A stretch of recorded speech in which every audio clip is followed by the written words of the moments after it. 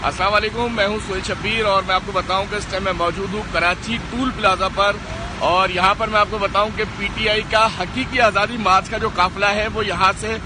रवाना हो रहा है इस्लामाबाद के लिए। इस काफिले में कितने लोग शामिल हैं, कहां से रास्ता अख्तियार करेंगे, ये मैं आपको बताऊं कि तकरीबन यहां पर जो मौजूद है ये तमाम लोग जो है वो इस टाइम पीटीआई के हकीकी आज़ादी मार्च में शामिल लोग हैं, जिनकी तादाद आप खुद अंदाजा लगा सकते हैं कितने लोग हैं। और ये गाड़ियां